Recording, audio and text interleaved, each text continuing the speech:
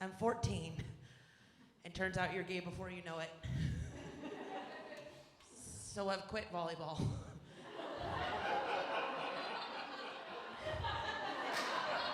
I wasn't playing, I was only the scorekeeper. And so I was like, no, thank you. So I joined community theater, student community theater. And so far, at 14 and a half, I'd already been asked to leave voice lessons 2 times that I paid for.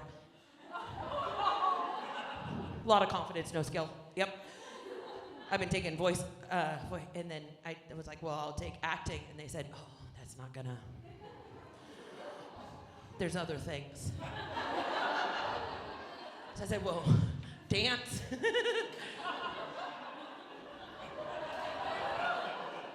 Tap. Jazz. Ballet. None of them took. My dad is raising me and my 2 other siblings, single father, and he sees his kid struggling. And he responds to an ad in the newspaper for, we need a set builder for the local community theater in Eugene, Oregon, Actors Cabaret, adult community theater. And my dad said, I'll go do that. I will, after my full-time job, go and build sets. And he took me with him. And I said, no, you don't want to. And what he did was introduce me to the director that was putting on a production of a Patsy Cline production, Honky Tonk Angels. It's Tanya Tucker, you may be familiar. And he introduced me to Riva, and he said, you're hers now. So I interned for Riva Kaufman for 2.5 years, from the ages of 14 and a half to 16, 17. And here's how it went. She was so mean. I thought that I would come on and pass out flyers, you understand? She said, no, you are my assistant. I said, okay, well, that's okay. And what she made me do was carry out her insane orders, you understand? She'd be like, I don't like how this scene is going. Go and pull the boxes of costumes from Oklahoma from 1996 in the basement.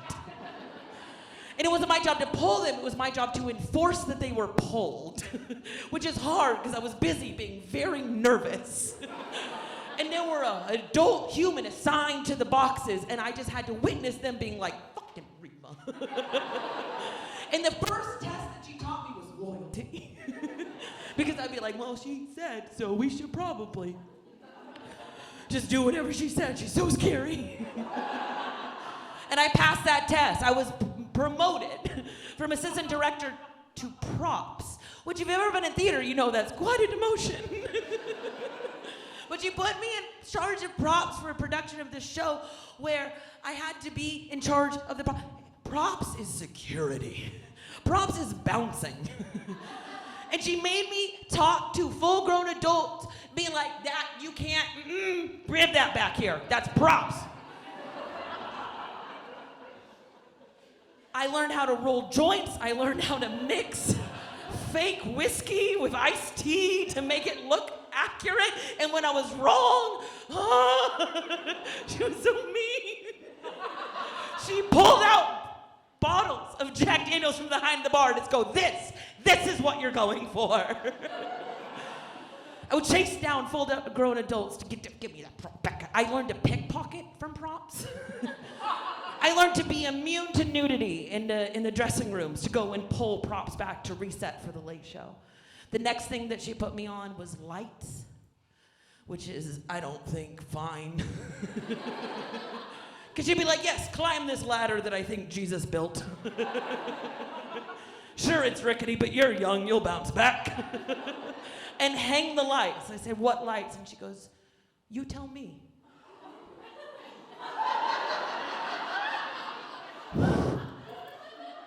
Well, what scene?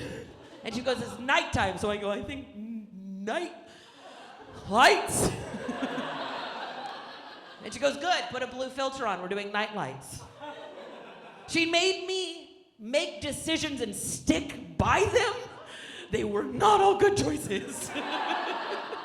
there were a lot of textures where there didn't need to be textures.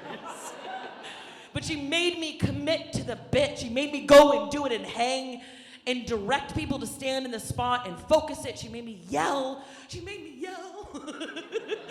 At adults across a theater. She made me yell at them. No, not there. Over. No, your stage right. And every time that I would give a direction, Riva would shout at me like you mean it, Weierhauser. Which I was just getting used to my new power. And she would undercut me and make me double down and be like, get stage right! So I became this, thank you, I became this insane, powerful child. Then by the time I was 16, I was learning to drive on my way to the theater. That's what my dad and I did as our fun bonding experience. He would teach me how to drive in a 3/4-ton diesel truck on the way to Eugene. And then I would get there and Riva would say, like you mean it, Weierhauser. The final job I had was stage manager. And that's where you incorporate every single thing. I had to be the boss of everything. I had to anticipate need. I had to be on top of costumes, taping mics, to naked titties. In the summer heat, because we did outside performances, downtown Eugene, Oregon, in 98-degree heat, where Cinderella has no shoes on, so she's running the scene 3 times faster than it needs to be because her feet are so hot. And I have to be like, slower, slower. And I can hear in the back of my head, like, you mean it, Weierhauser. I need you to slow this scene down. I need you to take the pain and make it work. So we put on this entire production. I'm doing costume changes. I'm running props. I do the entire thing. We get done at the end of it. I haven't seen the audience. I've been backstage. We come out. There's 8 people.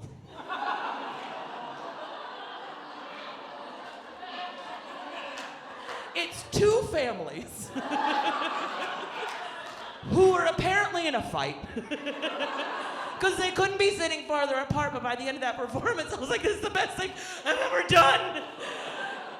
And Cinderella brought me back out on stage to take a bow, and I've never felt more proud in my entire life. Thank you guys so much.